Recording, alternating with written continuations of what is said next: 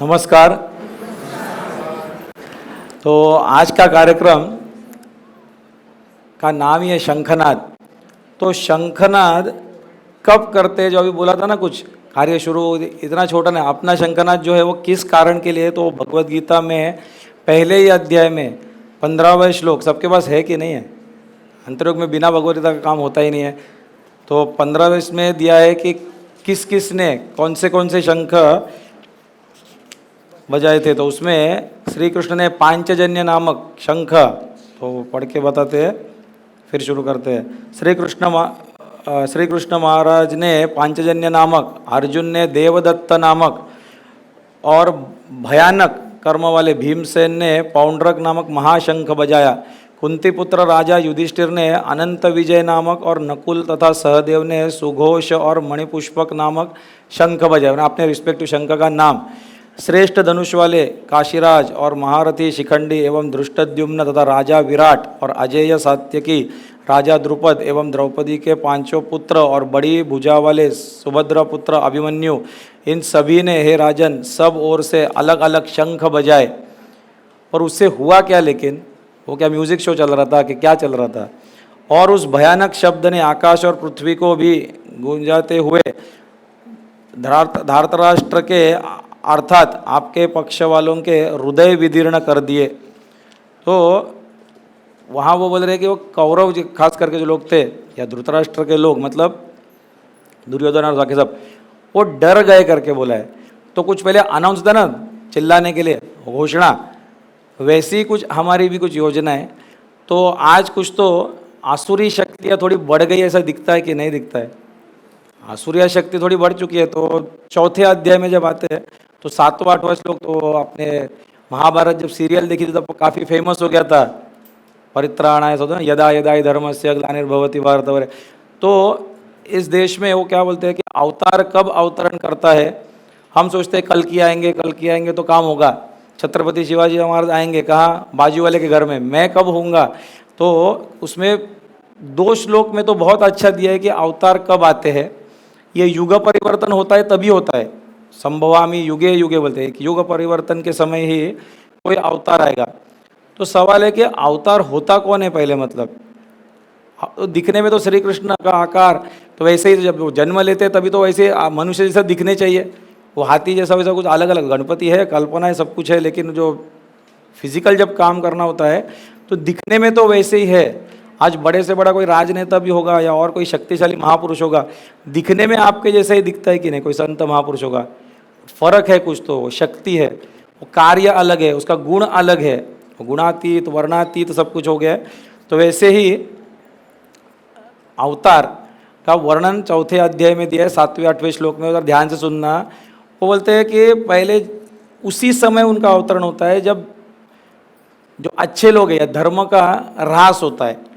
तो आज आपको बाहर धर्म का ह्रास होते हुए दिख रहा है कि नहीं दिख रहा है? दिखता है। अगर धर्म का ह्रास दिख रहा है तो यस, तो अवतार का अवतरण का एक कंडीशन हो गया। उसके बाद दूसरा बोला है अधर्म का वृद्धि होना चाहिए। हाँ, विना, तो उसमें यदा यदा धर्म से श्लोक है ना, उसमें क्या बोलते हैं? एक तो अच्छा खत्म, दूसरा बुरा बढ़ना चाहिए। तो ये अभी दिखता है, वो भी दिख रहा है कि नहीं दिख रहा है? और बोला है उसी समय, ऐसे समय में ही उनका जन्म होता है। बोला है ये कंडीशन ही नहीं होगी, सब कुछ एकदम अच्छा ही चल रहा है तो अवतार सामान्य देवता हमेशा रहेंगे। स्पेशल अवतार की जरूरत तभी होती है। गुरु तत्व सदैव विद्यमान होता है 24 घंटे। ब्रिटिश राज चल रहा था, सब मुगलों का अत्याचार, तभी कोई ना कोई तो गुरु थे ही ना, सब कुछ था। लेकिन युग परिवर्तन जब होता है तब खास करके अवतरण की जरूरत है। तो ये 2 कंडीशन तो पहले बोला है। एंड तीसरा, तब लोगों ने उनको बुलाना चाहिए। अगर आपको अभी भी चलता है, करप्शन चलता है, भ्रष्टाचार चलता है, व्यभिचार चलता है, सब कुछ अगर चलता है बाहर जो चल रहा है, तो क्यों आएंगे वो? जब तक आप खुश हो जो चल रहा है, हम गरीबी में खुश है, हम जैसे अत्याचार में खुश है, हमें बाकी धर्म का झगड़ा अच्छा लगता है, पॉलिटिशियन का झगड़ा अच्छा लगता है, पार्टियाँ फूट रही, यहाँ वहाँ हम किसको मत दिया, क्या हो रहा है कुछ पता, जब तक आपको चलता है तब तक वो आएंगे ही नहीं। एक गुरु का भी जन्म, गुरु का मतलब अवतरण आपके सामने तब होगा जब प्रश्नकर्ता कोई प्रश्न लेके आएगा, कोई शिष्य होगा। तो गुरु तैयार तो है, हर जगह है, उसका परम तत्व भी सब जगह है।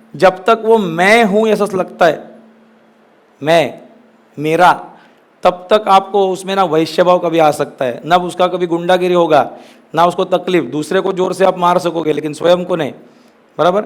जब तक अपना है तब तक सब कुछ अच्छा लगता है।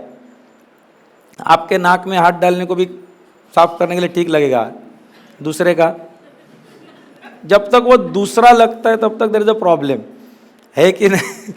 लेकिन तो और बहुत सारी चीज़ें आप समझ सकते हो।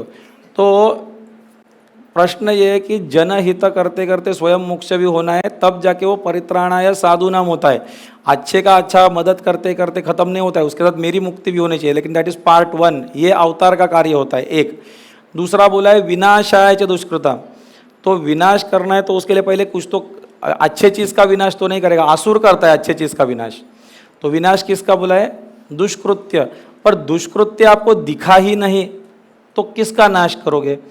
तो हमें हिंदुओं को खास करके हम शांत प्रवृत्ति वाले धर्म है, 3 गुण होते हैं सत्व रज तम, उसमें सात्विक प्रधान होता है हिंदू। सनातन धर्म के अंदर वापिस सारे धर्म आते हैं, सनातन मतलब इटर्नल, जो स्टार्टिंग से जो अमर है वैसा। तो उसमें 3 गुण होंगे प्रकृति में, अधिकतर गुण सात्विक। ये हिंदू रिलेटेड जितने सारे धर्म है, मतलब उसमें आएंगे तुम्हारे बौद्ध, तुम्हारे जैन, उसमें तुम्हारे सिख या बाकी सब जो जो अन्य जो है उसी के एक एक हिस्सा है, वो सत्व प्रधान है। सत्व प्रधान मतलब क्या? सात्विक गुण उसमें अधिक होगा, दया, क्षमा, प्रेम, अन्याय सहन करो, ये सब अपने पास आएगा। बुरा मत देखो, बुरा मत सुनो, बुरा मत बोलो, ये हमारे इसमें अधिक प्रधान। वो बुरा है तो तू क्यों बुरा करता है, ये सीख हमारे इधर अधिक होगी। पैसा बुरी चीज़ होती है, पैसा सब जड़ का जड़ होता है, नाश होता है। गरीबी में जिया तो भी चलेगा, अमीर भी खराब, अमीरी भी खराब, ये सब अंडरस्टैंडिंग होती है। हाँ, सनातन में ऐसा कुछ भी नहीं है, हिंदू में ऐसा बिलीफ होता है। There is a difference. रजोगुण प्रधान होगा, जो क्रिश्चियन और क्रिश्चियन रिलेटेड एसोसिएट जितने सारे धर्म है, जुडाइज्म होगा, ये होगा, साम्राज्य बढ़ाने का उनका भविष्य पुराण में बताया। उसका इसी तो युग में उसका होगा, पिछले कोई युग में कोई था ही नहीं, कोई ना क्रिश्चियन था, ना मुस्लिम था, ना कोई और था। म्लेंच करके या यवन करके नाम बोला जाता है। तो रजोगुण प्रधान जो लोग होंगे, चाहे आप ही के धर्म के भी होंगे, उनको वही नाम से पुकारा जाएगा। फिर वो क्राइस्ट के फॉलोअर करके नहीं बता रहा हूँ, गुण प्रधान कौन सा होगा? रजोगुण। और तीसरा जो होगा बोला है वो इस्लाम प्रधान जो सब कुछ होंगे, वो तमस प्रधान बोला है। पर तीनों शक्तियाँ अपनी शक्ति है कि नहीं, हम पूजा तो दुर्गा की करते हैं, दुर्गा में त्रिगुणात्मिका दुर्गा देवी बोला है, तो उसमें सरस्वती भी है, उसमें लक्ष्मी जी भी है, उसमें काली भी है। तो कौन सी शक्ति खराब? शक्ति खराब नहीं है, संतुलित नहीं है। एक धर्म में अधिक हो गई, दूसरे धर्म में कम रह गया, किसी धर्म में सरस्वती अधिक हो गई, समझ में आ गया? या जरा भी भगवान के बारे में उल्टा बोल दिया तो कोई धर्म तलवार निकालता है, तमस प्रधान। हमारे इधर कितना भी विनोद करो, उसमें करो, फर्क ही नहीं पड़ता है। भगवान के ऊपर भी जोक्स होते हैं, सब कुछ होते हैं, तो भी हम ठीक है, चलता है, वी आर ओके, कूल, चलेगा। तो ये जो है विनाशाय च दुष्कृतम, तुम कर ही नहीं पाओगे जब तक तुमको दुष्कृत्य दिखता ही नहीं है। तो we are taught not to see. लेकिन सनातन धर्म बोलता है ठीक है, किसी को तुम डराओ मत, लेकिन किसी से डरो भी मत, किसी को मारो मत, लेकिन किसी से मार भी मत खाओ, किसी को छेड़ो मत, लेकिन किसी ने छेड़ा तो उसको छोड़ो भी मत। ये सनातन धर्म कहता है, तुम्हारे अंदर तमस शक्ति होनी चाहिए बोला है। 3 गुण होते हैं, सत्व रज तम, उसमें से तमोगुण और रजोगुण को त्याग करो बोला है, सत्व गुण रखो, और सत्व गुण से ये तीनों शक्तियाँ का इस्तेमाल करो। तो छत्रपति शिवाजी महाराज में सत्व गुण था, लेकिन जब तलवार चलाते थे, किसी का सिर काटते थे, तब तमस शक्ति का, भवानी देवी का था ना, वो काली ही तो थी, उसकी शक्ति इस्तेमाल जरूर करना चाहिए तुमको। ऐसा चुप तो उसमें श्री राम ने भी जो धनुष्य बाण चलाया, उनको संरक्षण के लिए रखा था। हाँ, जो बाकी ऋषि मुनि थे, यज्ञ करना था कि नहीं करना था, तो मारी चोरे राक्षस आएंगे तो तुमको रक्षण। तो अपना सनातन धर्म कहता है to do non violent things, you need to have violent people around you. मतलब तुमको अगर अहिंसा के कार्य करना है, तुम्हारे आजू बाजू में हिंसक लोग होने चाहिए। मतलब क्या? तुम्हारा पुलिस, बॉडीगार्ड, वो आर्मी, वो सब होना चाहिए, योद्धा। ने तो क्षत्रिय धर्म होता ही नहीं था। क्षत्रिय धर्म, कृष्ण बोलते ना, चातुर्वर्ण्यम मया सृष्टम, मैंने 4 वर्ण उत्पन्न किए, सिर्फ ब्राह्मण नहीं किया है, सिर्फ क्षत्रिय नहीं किया है, सिर्फ वैश्य नहीं, तो ऑल फोर शूद्र भी, चारों के चारों मेरे अंदर है। चार वर्ण, वर्ण मतलब क्या? जाति। जाति कुत्ते बिल्ली उनका होता है, पशु में जाति होती है। ये कैसा बैल है, ये कौन सा है, ये यहाँ का है, जाफराबादी है, यहाँ का है, ए टाइप बी टाइप। पशु में बोला जाता है जाति होता है, मनुष्य में नहीं। By birth is like a dog, कुत्ता है, तो मनुष्य में उसको हुआ करता था। कृष्ण बोलता है वर्ण, और कृष्ण भगवद्गीता में बोलता है चौथा अध्याय 13वां श्लोक, चातुर्वर्ण्यम मया सृष्टम गुणकर्म विभागश। ये जन्म से नहीं है, गुण से और कर्म से। तो वापस गुण का संबंध आ गया, तो सत्व रज तम 3 गुण, और 3 गुणों में 4 वर्ण, वर्ण मतलब कलर। तो 3 गुण मतलब सरस्वती का कलर कौन सा? सफ़ेद, लक्ष्मी का लाल, और काली का काला।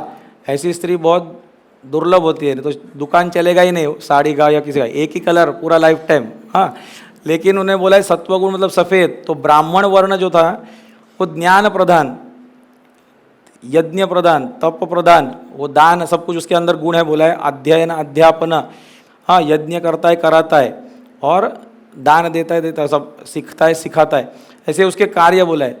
तो वो प्योर सात्विक बोला है, and things for the country, देश के लिए सब। लेकिन खुद भी पालन करना होगा तो ब्राह्मण होगा बोला है। खुद भी पालन करता है, भगवान सब में देखता है, खुद भी है। लेकिन आपने तो दूसरे में भगवान देखा, मतलब एक सिंह है या शेर है, उसके पास तो गए, तो आपको तो समझा है कि वो भगवान है, इसलिए आप नमस्कार भी करो, उसको ट्रीटमेंट भी करते हैं, वन अधिकारी सब आते हैं, सब उसको कहते ना पशु का, ठीक है, वो सब उसका इंजेक्शन विजेक्शन सब। बट क्या उसको पता है क्या आप भगवान हैं? तो सावधानी बरतनी पड़ेगी, नहीं तो क्या होगा, अगर आप उसके सामने गए तो उसका वदनी का वाला गेता नाम गेता, वो सब उसका शुरू हो जाएगा तुरंत। He doesn't know you are god. भले आपने उसमें क्या वो दुर्गा देवी का वाहन हो, तुम ऐसा हो वैसा, वो नहीं समझेगा।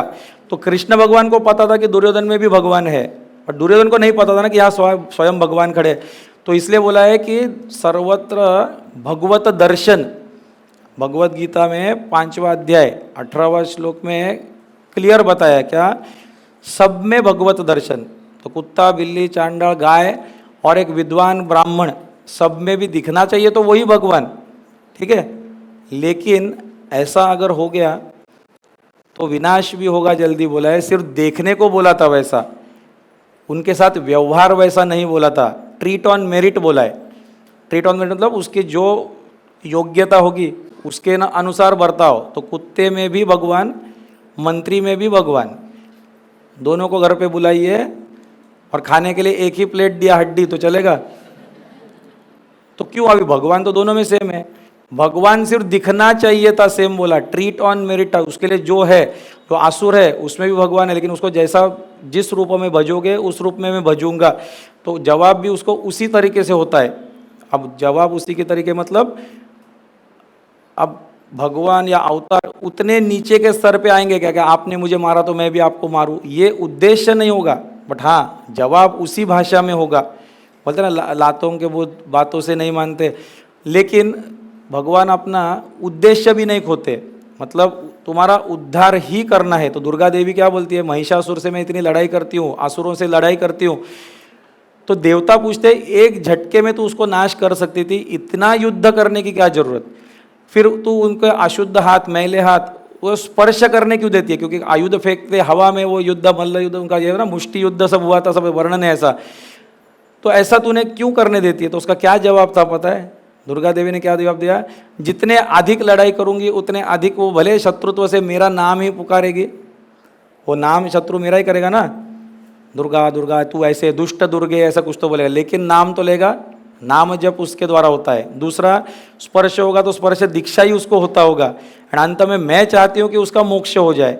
तो वैसे श्री कृष्ण भी वही चाहते हैं कि मुक्त होता। तो to kill the enemy you have to love the enemy, ये पहला तत्व याद रखना। विनाश है जो दुष्कृतम, विनाश तो वही कर सकता है जिसका सामने वाले पे प्रेम भी है, उसको परमात्मा दिखना चाहिए पहले, उसका उद्धार के लिए उसको साम दाम दंड भेद।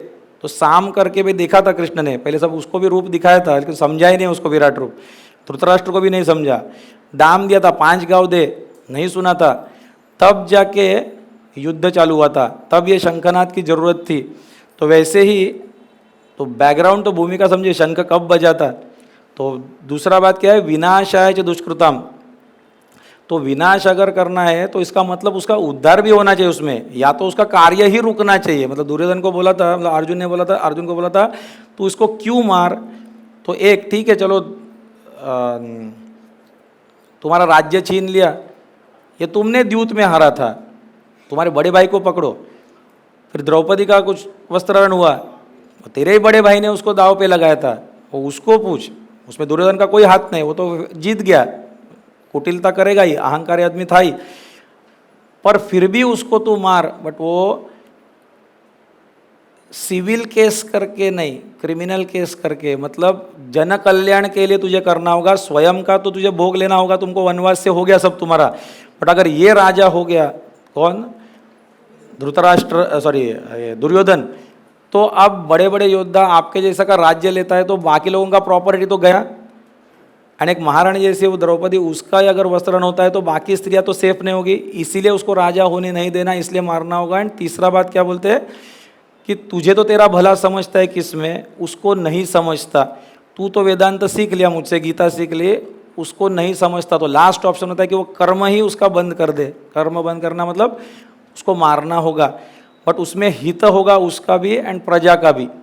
तो अहिंसा को स्थापित करने के लिए किया हुआ हिंसा को भी अहिंसा कहा जाता है, ये पहले याद रखना। तो विनाशाय च दुष्कृतम में भी पहले वाचिक दंड आता है, पहले वार्निंग, चिल्लाना, फिर लीगल नोटिस वगैरह आता है, उसके बाद शस्त्र उठता है।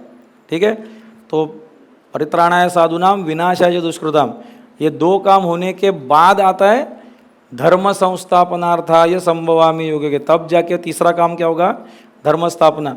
तो धर्म स्थापना अगर जो करनी है वापस एक, और दूसरी बात रहेगी विनाशाय दुष्कृतम, तो हम नेगेटिव देखते ही नहीं है, तो बुरा हम देखते ही नहीं। तो इसलिए we are taught like that कि बुरा देखना नहीं, बुरा, इसलिए हम हिंदू है, सनातनी नहीं है। सनातन हर भगवान ने चक्र चलाया या कुछ धनुष्यबाण चलाया कि नहीं है, क्षत्रिय गुण हमारे अंदर था कि नहीं था, WBC भी भगवान ने दिया, वो किसके लिए दिया है। अगर ऐसा होता डिफेंसलेस रहो तो WBC भी भगवान ने दिया नहीं होता, कुछ सेल्फ हीलिंग पावर सब दिए ना। तो 4 वर्ण जो बोला है, चातुर्वर्ण मया सृष्टम, तो उसमें वो दूसरा वर्ण जो है प्योर सात्विक, मतलब क्या था, ब्राह्मण। सात्विक प्लस राजसिक मतलब सफ़ेद और लाल, लक्ष्मी प्लस सरस्वती कौन सा होता है, गुलाबी, वो कौन हो गया, क्षत्रिय। वो ब्राह्मण के नियम तो करेगा एंड सत्ता और पैसा के बल पे सब लोगों से करवाएगा। इसको पहले वाले को बोलते हैं भक्ति, दूसरे वाले का नाम है शक्ति। और ये भक्ति और शक्ति की युति जब होती है, और उसके साथ तीसरा होता है, उसको वैश्य बोलते हैं, वो लाल और काला तामस, इसका मिलके ब्राउन या मरून कलर बनता है। तो इसके पास होती है युक्ति। युक्ति मतलब या उसमें से कोई इन्वेंशन वाला होगा, कोई मैन्युफैक्चर होगा, को जीवन आसान करने वाला चीज़ होता है। हम ब्राह्मणों को भी जो चीज़ें लगती है उसका भी जो सामग्री आती है वो वैसे ही लाएगा, बनाएगा, पूरा नियमन। तो आज शत्रु भी अगर आगे आपके घर के ऊपर दूसरा धर्म का झंडा लग गया तो अब साधना ध्यान पूजा भी नहीं कर पाए, तलवार रख दी किसी ने, तो संरक्षण के लिए भी चाहिए। तो शक्ति, भक्ति, शक्ति और युक्ति, ये तीनों चीज़ का मतलब संपत्ति भी उसके साथ ही है, युक्ति के साथ साथ वो साइंटिस्ट और बिजनेसमैन वो आएंगे, ये तीनों जुड़ के ही धर्म स्थापना हो सकती है। तो ऐसा कोई तो अवतार आता है जो इन सबको जोड़ देता है। समझ में आया कि नहीं। सिर्फ अकेला गुरु नहीं कर सकेगा, अकेला राजा नहीं कर सकेगा, अकेला वैश्य कुछ नहीं कर सकेगा। जहाँ सत्व गुण होगा वही स्थापित कर सकेगा सत्ययुग, युग परिवर्तन करना है तो उसके पास अभी अधिक ये 4 में से किसके पास था सत्वगुण, ब्राह्मण, एंड दूसरा कहाँ था, क्षत्रिय, आगे वो नहीं था। तो ये 2 गुण सबसे अधिक लगेंगे, शक्ति और भक्ति, मतलब पॉलिटिक्स एंड ब्रह्मज्ञान। तो इसीलिए चंद्रगुप्त मौर्य अगर है तो उसके साथ आचार्य चाणक्य भी चाहिए, उसके छत्रपति शिवाजी महाराज अगर है तो उसके साथ साथ रामदास भी चाहिए, समर्थ, बराबर है, ये दोनों चाहिए। या तो श्री राम स्वयं स्वयं योद्धा भी है, स्वयं ज्ञानी भी है, द्वारकाधीश चलेगा, स्वयं गीता भी आती है एंड चक्र चलाना भी आता है। तो दोनों क्षत्रिय एंड ब्राह्मण, ये दोनों, जिसका पॉलिटिक्स से संबंध नहीं, ऐसा वाला गुरु अगर होगा तो भी वो विश्वगुरु हो सकता है, वो कुछ कर सकता है, इसका कुछ संबंध होगा ही होगा। उसके बाद बोला है कि जिसको विश्वगुरु का काम करना है, उसके साथी, उसके सारथी, उसके बाकी सब कुछ जो सेना होगी, मतलब मावड़ा अगर हो गए, छत्रपति के नेता, वानर सेना, राम की ज्योति, उनके अंदर भी वही गुण होने चाहिए कि नहीं। तो हमने यहाँ तक तो सुना, परित्राणाय साधूनाम विनाशाय दुष्कृताम धर्म संस्थापनार्थाय संभवामि वगैरह, यहाँ तक सुना, लेकिन उसका नेक्स्ट श्लोक कभी पढ़ा ही नहीं। नेक्स्ट श्लोक में बोला है ऐसे अवतार का इंतजार नहीं करना है, ये सारे काम आपके टाइम पे कोई तो आदमी ऐसा करता ही होगा जिसका जन्म और कर्म दिव्य होगा। दिव्य मतलब क्या, और निर्मल होगा बोला है। दिव्य मतलब सामान्य आदमी ऐसा नहीं होगा, बहुत ही कुछ अलग होगा, चमत्कार उसके जीवन में बहुत दिखेंगे, शौर्य गाथा होगी, ये सब क्वालिटीज़ बोला है। अपने हर भगवान की कथा सुन के देखो, हर संतों की देखो, सब कुछ होगा कि नहीं। तो वो जहाँ दिखता है उसका स्वयं अनुभव आपने लेना है बोले, मतलब उनके कार्य में जो जुड़ता है, ऐसे लोग जब जुड़ेंगे तब जाके वो अवतार कार्य होता है। अकेला राम नहीं जाएंगे, उसके साथ सब एक आधा चमत्कार वो खुद करेंगे, नहीं ऐसा नहीं, but it requires entire team, बाकी सारा। तो वैसा हमको अभी करना है, तो उसके बारे में भी थोड़ा बैकग्राउंड भूमिका तो समझिए। शंखनाद अपना जो होगा, तो अपना युद्ध बोला है, ये युग परिवर्तन शस्त्र से नहीं होगा। बाकी विधर्मियों ने हमको शस्त्र से जीता, हमको शास्त्र से जीतना है। भविष्य पुराण पढ़ो, उसमें बोला है कि दुर्गा सप्तशती जो सिखाएगा, दुर्गा सप्तशती सिखानी होगी, तब जाके तीनों गुण बैलेंस होंगे, 4 वर्ण बैलेंस होंगे कि नहीं। अब जो ब्राह्मण स्वयं को ब्राह्मण को ऊपर का समझता होगा कुछ, तो यही तो इतने सालों से हो गया, वो भी तो बैलेंस होना होगा। बैलेंस होना मतलब वैसा एक नहीं होगा, लेकिन एक भी उसमें से काम नहीं करता तो समाज काम नहीं कर पाएगा। एक भी नहीं किया तो आप बोलोगे कि प्रथम वर्ण ब्राह्मण ये सब, वो सब क्या है फिर ये क्रम? वो साधना का क्रम बोला है। व्यवहार में चारों के चारों महत्वपूर्ण है, एक भी नहीं है। कल झाड़ू वाला नहीं तो भी सत्संग हॉल भी नहीं ठीक होगा, ये बाकी सारे जो सिक्योरिटी गार्ड हमारे बाकी नहीं होगा तो कल कुछ भी होगा। वी रिक्वायर ऑल 4 वर्ण बोला है, लेकिन अपना उपासना क्रम, साधना क्रम, वो आत्मज्ञान देखने का क्रम, वो एक एक ऊपर ऊपर होते जाता है, ऐसा बोला है। तो ब्राह्मण में एक ही लक्ष्य होगा कि ब्रह्म प्राप्ति अभी, ठीक है। तो ये भूमिका तो समझ में आ गई कि हम ये कर क्या रहे, आज का कार्यक्रम क्या है समझ में आ गया, ठीक है। शंखनाद करना है मतलब क्या समझा, आसुरी शक्तियाँ थोड़ी डरनी चाहिए कि आज से कुछ तो चालू हो गया है, तो हम ही क्यों करें, इतने सारे गुरु हैं वो भी तो कर रहे हैं। नहीं, तो उसके लिए स्वामी विवेकानंद का आपको थोड़ा कोलंबो से अल्मोड़ा करके उनका किताब है, किसी ने पढ़ा है यहाँ पे? किसी ने तो पढ़ा है, मतलब मैं मेरा हाथ छोड़ के बाकी पूछ रहा हूँ। स्वामी जी घूमे थे इतना तो पता है, निर्जनवास यात्रा वैसा नहीं घूमे थे, एक्चुअली वो सब भ्रमण, भारत भ्रमण किया था, बाकी विदेश भ्रमण। तो उसमें उन्होंने कहा है जो बहुत महत्वपूर्ण बात है, तभी बताया था कि अभी ये जो ऐसा कोई कर पाएगा उसके द्वारा ये युग परिवर्तन होगा। ये स्वामी जी का प्रेडिक्शन है, वो सिर्फ बता रहा हूँ, उतना सिर्फ समझना होगा, तब ये कार्यक्रम का महत्व समझेगा। तो स्वामी जी ने कहा था कि हिंदू धर्म, ऐसा हम बोल रहे हैं, लेकिन हिंदू इज इक्वल टू धर्म पहले समझ लेना। मतलब हिंदू जो हम जिसको बोलते हैं वह धर्म प्रधान होना चाहिए बोला है। अगर वो धर्म उससे अगर अलग कर दिया तो वो हिंदू ही नहीं बचता है। मतलब हर चीज़ में परमात्मा देखना, अच्छा ही वो सब है ना देखना, वो सब। तो पहले धर्म, फिर धर्मयुक्त पॉलिटिक्स, धर्मयुक्त तो ब्राह्मण कार्य, धर्मयुक्त कोई आर्किटेक्ट, इंजीनियर, धर्मयुक्त प्लम्बर, धर्मयुक्त जो बनना है वो बनो। पहला धर्म सीखना हो, ज्ञानार्जन पहले होना चाहिए बोला है, फिर धनार्जन वगैरह सब कुछ। तो ये तभी तो ये मोक्ष प्रदेश होगा भारत। विदेश में बोला है पहले दूसरा कुछ भी करो और अनुभव आते आते बाद में अध्यात्म सीख ही लेगा वो। ऐसा 2 ऑपोजिट है देश, इसलिए हमको बोला जाता है मोक्ष प्रदेश, उनका है भोग प्रदेश। तो यहाँ से अगर आपने इसमें अगर धर्म ही छूट गया तो बड़ी हानि होगी। तो अभी वो धीरे धीरे छूटते हुए दिख रही है कि नहीं, बस इतना ही चाहिए। पहला बाकी सब चालू हो गया, धनार्जन पहले हो गया उद्देश्य, चारों वर्णों में ऐसा नहीं, समाज कुछ कुछ अच्छे सब जगह पे है लेकिन मेजर चला गया। दूसरी बात उन्होंने बोला है कि जो पूरा भारत भ्रमण करेगा, जो इन्होंने किया था, वो अनेक गुरुओं से वो भी मिले, जैसा भी अपना भी पूरा अंतरिक्ष का पूरा भारत के बड़े बड़े गुरुओं को। तो उन्होंने एक ही ऑब्जर्वेशन किया था स्वामी जी ने, स्वामी विवेकानंद, कि भारत में विविधता बहुत है, धर्म हमसे अलग आप नहीं कर सकते बोला, लेकिन धर्म ही अलग अलग अलग हमारे देश में है। दक्षिण में अलग तरीके से पूजा होती है, उत्तर में अलग से होती है, उच्चारण अलग होता है, सब अलग होता है। अब उसके वजह से झगड़ा, फिर हमारे देवता अलग अलग अलग, तो पंचायतन देवता होते ना, कोई शैव शाक्त गणपति ऐसा, चलो उसमें भी चलो अलग अलग कर दिया, चलो एक गणपति में भी एक नहीं, उसमें दाएं सोंड वाला बाएं सोंड वाला अलग। अब इतना विविधता हो गया, तो स्वामी जी बोलते हैं मैंने इतना ही जाना कि कोई भी गुरु, कोई भी परंपरा, कोई भी संप्रदाय गलत नहीं था भारत में, सारे संप्रदाय सही थे, क्योंकि एकम सत्य बहुधा विप्रवदंती बोला ना, अलग अलग तरीके से वही सेम सत्य बोलते हैं विद्वान लोग। तो अलग अलग तरीके से क्यों बोलना चाहिए? क्योंकि हम अलग अलग है, अलग अलग गुणों वाले, किसी को कर्म मार्ग से समझता है, किसी को भक्ति से, किसी को ज्ञान से और किसी को ध्यान से। तो किसी को हिमालय में ही जाना पड़ता है तब जाके वो सीखेगा, कोई यहाँ काम करके सीखता है, कोई थोड़ा भक्ति से सीखता है, कोई किताब से सीख लेता है। तो हम सबको एक सिलेबस में बिठाओगे तो नहीं होगा बोला है। तो जैसे अपना, तो स्वामी जी बोलते हैं कि ऐसे सारे अलग अलग में आगे चल के बटेंगे। जब उनका जन्म था, उनका जब भ्रमण हुआ, उनको इतना ही समझा, ये 100 साल के बाद और बढ़ेगा। उन्होंने बोला जो भी चित्र आज सत्य दिखता है, स्वामी जी का वचन है कि सब इसमें और बटेगा। फिर भाषाएं अपने देश में सबसे अधिक है कि नहीं? रजिस्टर्ड लैंग्वेज इंग्लैंड में, तो इंग्लैंड इंग्लिश ही मेन है, एंड बाकी कितनी भाषा चलती है गिन के। और अपने देश में कितनी भाषा है आपको पता है थोड़ा? कितना? 40+ और हाँ 60 कितना 1600। और वो चूहा बिल्ली वगैरह सबका ऐड नहीं किया ना, लैंग्वेज चू चू चू चू। मैं भारतीयों का बात कर रहा हूँ, जो रिकॉर्ड्स दिखाते हैं समथिंग अराउंड 860 के आसपास लैंग्वेजेस रजिस्टर्ड भारत में है।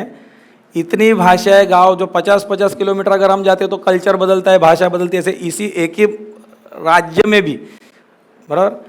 तो इतनी विविधता वो उन्होंने बोले अपने पास है। चलो स्विट्जरलैंड मतलब ठंडा ही प्रदेश है, बराबर, कहीं पे भी जाओ कोने में, यहाँ वहाँ। आपने इधर हिमालय ठंडा, हिमाचल प्रदेश ठंडा, तो अफ्रीका मतलब पूरा अफ्रीका गर्म होना चाहिए। तो अपने पास एकदम साउथ इंडिया थोड़ा गर्म, बराबर है। फिर अगर जो जर्मनी है उसके पास कुछ आइलैंड है, टापू जो बोलते हैं, बेट या ऐसा कुछ है। अपने पास लक्षद्वीप अंडमान भी है ना, वहाँ पे भी, उसमें भी भारतीय बोला जाता है। तो स्वामी जी सब जगह घूम रहे थे। फिर अपना सहारा डेजर्ट, ये डेजर्ट सब है ना वहाँ पे, तो जिसको आप क्या बोलते हैं, इसको हिंदी में क्या बोलते हैं, इसको रेगिस्तान। तो वहाँ रेगिस्तान है, तो यहाँ राजस्थान में भी है। तो भारत में सब कुछ दिखता है, बराबर। अलग अलग भाषाएं, अलग अलग सब तुम्हारे वर्ण के डिविजन्स, अलग अलग टेम्परेचर्स, अलग अलग सब।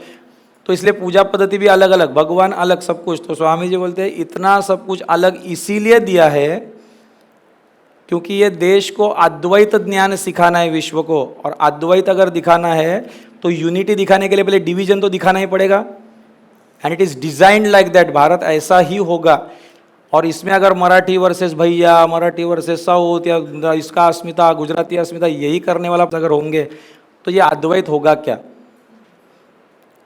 जब वो राष्ट्रीय तो एक होगा तब हो सकता है कुछ। तो ठीक है, अपने अपने प्रजा, अपने अपने भाषा, अपने उसके ऊपर प्रेम होना चाहिए, लेकिन उसके ऊपर आचार्य चाणक्य बोलते हैं पहले अखंड भारत, उसका पहले राष्ट्रीय भाव होना चाहिए। एक कुछ तो कॉमन मिनिमम प्रोग्राम सब में आना चाहिए।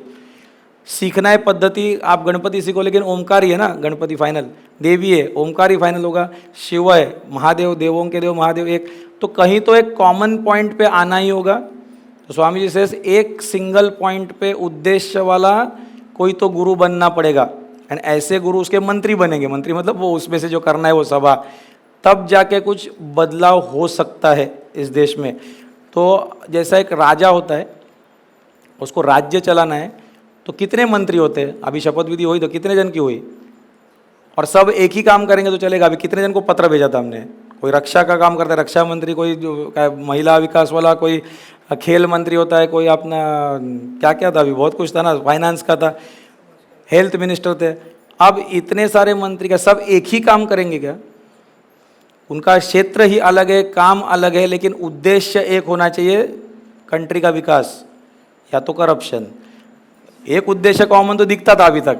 तो ये अगर कॉमन अगर उद्देश्य हो गया तो वो राज्य ठीक से चलता है कि हाँ फल आता है, पूजा पाठ तो किया, तो आप सब जगह पूजा करते हो, लेकिन उसके बाद तो फलश्रुति होती है ना आगे।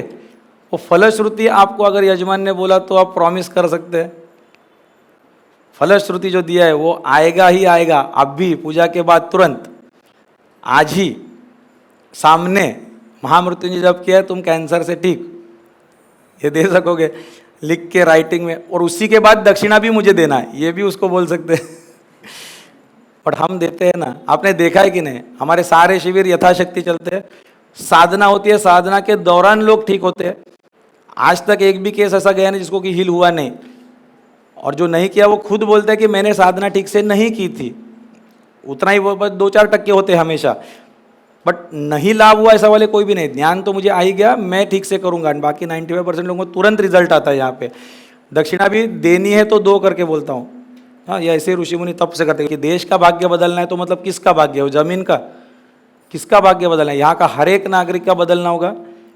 और वो बदलने के लिए कुछ विधि होगी और उसके लिए कुछ अनुष्ठान करने पड़ते हैं, और वो जो अनुष्ठान करने के 13 फैक्टर्स है, 13 नियम है, 13 के 13 जब मैच होंगे तो फल आता है, तब तक आता ही नहीं। कितनी भी पूजा ब्राह्मण करे, गुरु करे, या आप करो या कुछ भी करो, तो अपने पास वो 13 के 13 होते होंगे तभी तो तुरंत फल आता है। ये नहीं बोलता हूँ कि और कहीं नहीं होता होगा, जहाँ वो 13 चीज़ मिलते हैं वहाँ होता होगा। वो 13 चीज़ जानने की नहीं, वो जानने के बाद तुरंत नाउ एंड हियर, अब भी और यहाँ फलश्रुति आती है। एंड वो अब भी और यहाँ फलश्रुति क्यों दिखानी होगी, क्योंकि उसी को सत्य युग करके बोला है। कलियुग का वर्णन बोला है अपने शास्त्र में, मतलब पुराणों में, कि सबसे लेट अगर फलश्रुति आती है तो कलियुग में, अच्छे चीज़ का भी और बुरे चीज़ का भी। क्यों, कुछ कारण होगा। तो कलियुग को क्या चाहिए, बुराई की अच्छाई? कली को चाहिए बुराई रहे, आपकी वृत्ति बुराई में रहे। तो अगर फल तुरंत आ गया, आज ही कुछ तो खा लिया, पान खाया, सिगरेट खाया है क्या, कुछ लिया और कुछ तुरंत कैंसर कल हो गया, तो कोई लेगा क्या सिगरेट? आज ही आपने कुछ चोरी का प्लान कर लिया, पहला ही सीढ़ी पे चढ़ गया, पुलिस ने पकड़ लिया। इतना अच्छा पुलिस फोर्स अगर होता तुरंत, तो कल चोरी होगी क्या? नहीं। यहाँ पे फल आराम से, इतना भी कुछ तामसिक खाओ, तला हुआ खाओ, कल तुरंत पेट फूल गया, ऐसा कुछ होगा नहीं। टाइम धीरे धीरे हो जाएगा, हार्ट अटैक बाद में आएगा, इतना जल्दी नहीं आता। क्यों? तो यू शुड फील कि इधर सज़ा है ही नहीं, स्लो प्रोसेस होगा। अनुष्ठान भी करो, अच्छा भी करो, तो भी तुरंत फल नहीं आएगा। क्यों नहीं आएगा? तो अच्छे आदमी को भी वही लगना चाहिए, अरे क्या फ़ायदा इतना सब करके, होता ही नहीं कुछ। तो पहला चांस आना चाहिए कि वो बुरे मार्ग पे लग जाए। ये कली का वर्णन दिया है, the results will be very very slow. Kaliyuga में रिजल्ट स्लो आता है, तो न्याय का भी होगा, तारीख पे वैसा वाला कोर्ट सिस्टम चलेगा। It has to be slow. Slow होना मतलब ही कलयुग, फलश्रुति स्लो। सत्य युग में उसका उल्टा होगा बोला है, क्योंकि वहाँ संकल्प से काम चलता है, वहाँ बुद्धि नहीं चलती, वहाँ यहाँ का कुछ नहीं, आत्म तत्व का सब चलेगा, बुद्धि का नहीं, मन का नहीं, कुछ भी नहीं। जज वो सोचेगा नहीं, कुछ ये नहीं, उसको तुरंत इंट्यूशन समझेगा यही चोर है। वो युग ही अलग है। छत्रपति शिवाजी महाराज के टाइम पे होगा तो न्याय तुरंत होगा। वैसा सत्य युग की ओर हमें जाना है तो हमारी क्या बढ़नी होगी? संकल्प शक्ति। तो सत्य युग में संकल्प से काम चलता था। नाउ एंड हियर, अब भी और यहाँ फलश्रुति दिखाओ, अच्छे का भी और बुरे का भी। बुरा भी किया तो भी सजा तुरंत होती है, तो सत्य युग है। तुरंत उसका अच्छे का साधना का फल, हीलिंग का फल, जो कुछ करना है वो अब भी के अब भी। तो किसी को तो युग परिवर्तन करना है तो डेमो तो दिखाना पड़ेगा। तो स्वामी जी बोलते थे, मतलब स्वामी विवेकानंद, की अगर ऐसा कोई डेमो करने वाला गुरु आता है तो वो होगा।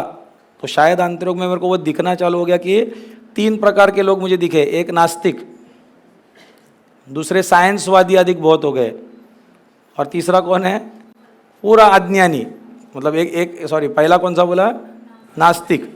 पर वो ज्ञानी हो सकता है, बट नास्तिक भगवान को नहीं मानते। दूसरा कौन सा बोला? साइंसवादी, बहुत विज्ञानवादी, वो भी भगवान के विरोध हो सकता है। और तीसरा टोटल अज्ञानी, उसको ना साइंस आता है ना कुछ भी, लेकिन उसको दारू पीरो सबसे।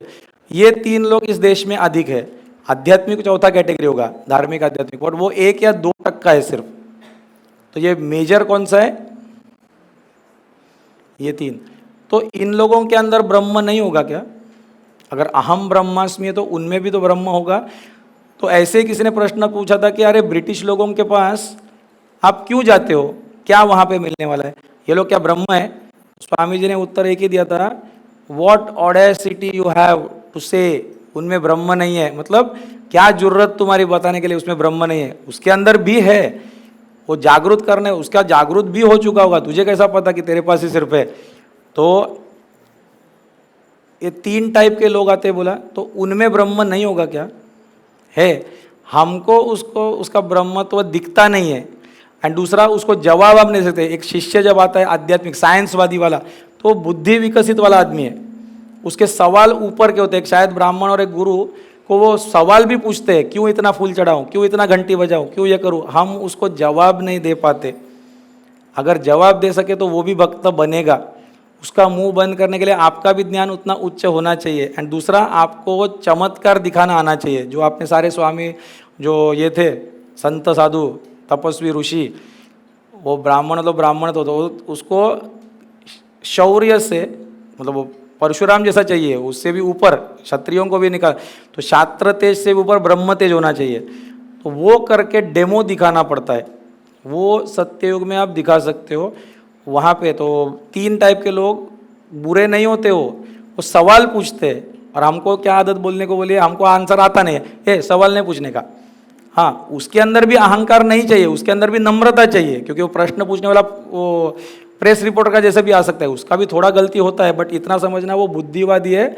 उसके पास थोड़ी, कृष्ण ने कहा है कि शरीर से ऊपर इंद्रिया, इंद्रिय से ऊपर मन, मन से ऊपर बुद्धि, और बुद्धि से ऊपर आत्मा। हाँ, और भक्ति कहाँ आती है बोला है? मन के स्तर पे, इमोशंस, भावना, भावुक होता है। एंड वो बुद्धि वाला आ गया है, तो एक स्टेप ऊपर का आ गया है। उसको आंसर देने के लिए आत्म तत्व वाला आदमी चाहिए, या तो वो भी बुद्धि वाला। और 2 बुद्धि वाले आ गए तो टकराव होगा, तो डिबेट चलता है, तेरा भगवान बड़ा कि मेरा भगवान। ये उसके ऊपर का आत्म तत्व वाला आदमी होगा ना, स्वामी जी बोलते हैं वही ये बुद्धिवादी है। जो 98% लोग हैं ना, उनके अंदर का ब्रह्म जागृत कर पाएंगे। उसका पुष्टि करते हैं श्री कृष्ण। श्री कृष्ण ने बोला है, युग परिवर्तन कोई भक्त नहीं कर सकता। मतलब क्या बोलना था, सिर्फ मन के स्तर पे जो पूजा पाठ घंटी कर रहा है वो नहीं कर पाएगा, क्योंकि भक्त होता है सहज। बोला है सहज, मतलब see good, do good, be good, अच्छा देखो अच्छा करो, इतना ही। कर्मठ होना चाहिए बोला है, जरूरत पड़ा तो 2 लगाने को आना भी चाहिए, उसको चक्र चलाना आना चाहिए, सिर्फ पूजा पाठ वाला नहीं। सहज भी होना चाहिए, कर्मठ भी होना चाहिए। उसके बाद बोला है वो भौतिक भी होना चाहिए, आध्यात्मिक भी होना चाहिए। अगर आपको नहीं यकीन तो भगवद गीता पढ़ लेना, चैप्टर 3 वर्स नंबर 25-26 में बोला है कि असली गुरु कैसा होना चाहिए। असली ब्राह्मण, असली गुरु, उसको जो चाहिए वो प्राप्त करके दिखाना चाहिए उसने। भौतिक भी उसको आना चाहिए, क्योंकि धर्म अर्थ काम मोक्ष 4 पुरुषार्थ है। तो अर्थ और काम में तो अधिकतर वो आगा, वो सही तरीके से कैसा करना है वो भी तो सिखाना आना चाहिए। अरे मैं स्वामी स्वामी शिव शिव शिव करके वो भाग गया, वो स्त्री दिख गई और भाग गया, तो इसको आत्मा नहीं समझा अभी तक। वो खुद ही का ब्रह्मचर्य का एक स्टेप ऊपर आ चुका होगा शायद, बट अभी तक देवी नहीं दिखती। अगर शायद देवी दिखी होती, माँ दिखी होती, तो शिव शिव करने का जरूरत नहीं था। वो एक स्टेप है, नॉर्मल आदमी से एक स्टेप ऊपर गया, लेकिन परम तत्व प्राप्त नहीं अभी तक हुआ है। संन्यास वेश तक तो आ गया, लेकिन जीवन मुक्त नहीं हुआ अभी तक। तो यहाँ तक क्लियर। एंड फाइनल पॉइंट लेते हैं, फिर हम साधना ये चालू करते कार्यक्रम। स्वामी जी कहते थे, एक तरफा सिर्फ काम करोगे तो मैत्री नहीं होती। एक तरफा मतलब एक ही हमेशा राज्य करेगा तो चलेगा। तो भारत ही हमेशा आचार्य पद पे था, तो बाकी लोग कौन से पद पे रहे? शिष्य। ऐसा भी नहीं चलेगा, ऐसा स्वामी जी बोलते। कभी तो उनको भी गुरुपद आएगा ही। किसको? विदेशियों को। लेकिन वो जो आचार्य पद होगा, किसने बोला है कि तत्वज्ञानी सिखाने का आचार्य पद? उनका जो स्पेशलिटी है, उनका स्पेशलिटी क्या है? साइंस या बाकी सब लग्जरी स्पीड वो सब है ना उसका। तो एक टाइम आएगा डिफेंस, वो सब है ना, सब कुछ टेक्नोलॉजी, मेडिसिन, तो उसमें वो एक्सपर्ट होंगे। मैनेजमेंट ये वो, ऐसा नहीं कि आपने को आता नहीं था वो, बट उसमें वो तज्ञ होंगे। एक पॉइंट, उस प्रकृति गोल गोल घूमते रहती है, कभी उसको चांस देगी। तो उसने बोला है कि उनका वो नंबर लगेगा और हमको उसका शिष्य बनना होगा। ये मेरे वचन है, स्वामी विवेकानंद के वचन बता रहा हूँ। जब वो घूम के आए थे तो बोलते हैं मैं क्यों इंग्लैंड गया, मैं क्यों अमेरिका गया। उन्होंने पूछा था उनको किसी ने क्यों गए थे, तो उन्होंने आंसर वही बताया, यही समझने के लिए कि उनका भी हमको शिष्य बनना ही होगा।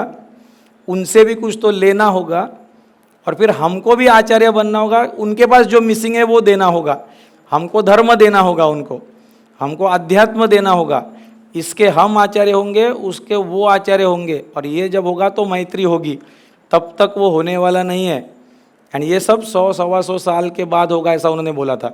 एंड फाइनल पॉइंट यही है कि जो बोले ना यहाँ पे चमत्कार बहुत होते हैं, चमत्कार बहुत होते हैं अंतरोग में, जो अभी उन्होंने इंट्रोडक्शन किया, इतना याद रखना आपने, वाक्य क्या है अंतरोग का, चमत्कार को नमस्कार मत करना, नमस्कार ठीक से करो, चमत्कार अपने जीवन में अपने आप होंगे। हम झुकते नहीं है इसलिए चमत्कार नहीं होता, चमत्कार अंतरोग में होता है, शरणागति से सब कुछ होगा, ठीक है। तो आज का दिन उसके अनुकूलता के लिए कुछ भी युद्ध करना होगा, तो महाभारत युद्ध जब चालू हुआ ना, उसके पहले अर्जुन को भी दुर्गा देवी की साधना करने को बोली थी कृष्ण ने अर्जुन को, उसके बगैर तो लड़ नहीं सकता, उसकी साधना करने बोली थी। श्री राम को जब युद्ध में जाना था रावण को, तो किष्किंधा के उधर पहले देवी उपासना करने बोली थी, तो सब कुछ साधना करनी होती है। फिर अर्जुन को बोला था तो इंद्र की उपासना कर, बाकी सब, तो उसको शस्त्र भी प्राप्त करने, बहुत सारी साधना करनी होती है, वो होने के बाद ही आप युद्ध कर सकते हो।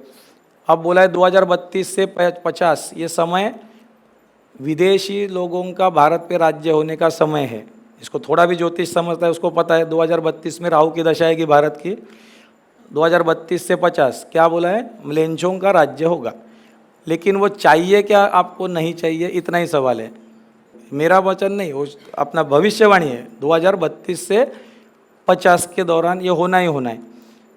तो वो ना होने के लिए किसको स्टेप्स लेना होगा, एक तो पहले राजा को, बिकॉज उसका भूपाल बोलते हैं ना, इंचार्ज वो है, वो लेना चाहिए। वो किसके अधीन होना चाहिए, किसी गुरु के, राज्याभिषेक वाला राजा होना चाहिए। आज राजा कौन सा है, by the people for the people of the people, लोकतंत्र वाला। तो by the people for the people of the people, ये आचार्य चाणक्य ने तो राजनीति के ऊपर लिखा है कि नहीं, बहुत अच्छा सब कुछ, मेरा वचन नहीं है, किसका, आचार्य चाणक्य का, जिन्होंने क्या लिखा है राजनीति के ऊपर और अर्थशास्त्र के ऊपर, कि जहाँ 51 मूर्ख 49 विद्वानों को हरा सकते हैं कि नहीं वोटिंग में, कि नहीं, हमेशा होगा। एंड वो बोला है कलयुग में 80% तामसिक होगा, 16% राजसिक होगा, 4% सात्विक होगा, कौन जीतेगा मेजोरिटी में। तो अभी के लिए इतना ही, धन्यवाद।